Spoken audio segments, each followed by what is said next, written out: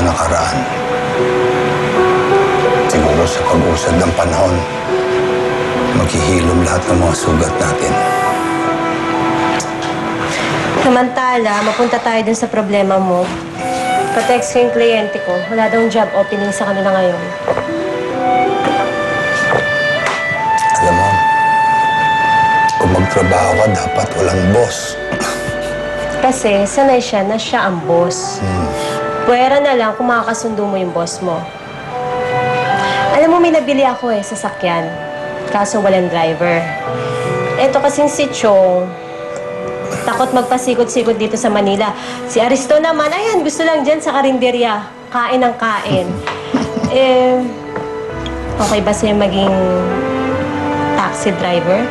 Oo, bakit naman hindi? Baka kasi mapagod siya, sumuko kagad. Teo, gamitin mong pribilehyo ang pagpapakumbaba. Kung talagang totoong sinasabi mo na gusto mo magbago, simulan mo dito. Sige po. Yan. Di ba, meron naman tayong sobrang balid dyan. Dito na natin patulogin si Teo. Oh? Gusto niyo, dito na siya tumira.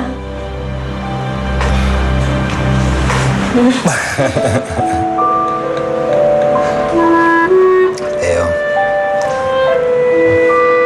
diba nung maliliit pa kayo, lagi ko sinasabi na kung mangailangan ka, magiging ama ako para sa'yo.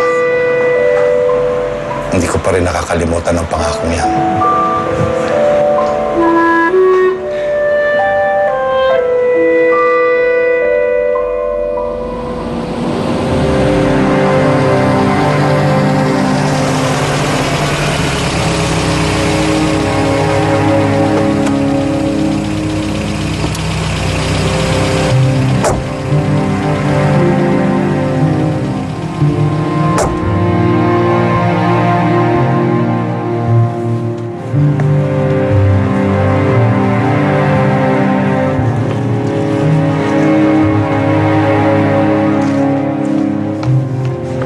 Gardo, may bisita ka, pinapasok ko na. Importante daw na makausap ko. Sige. Joel. Upo ka. Hindi na naman magtatagal. Aalis na rin ako sa San Rafael. Oh, for now o for good? Wala ka na doon. Gardo, bakit ngayon mo na sinabing totoo?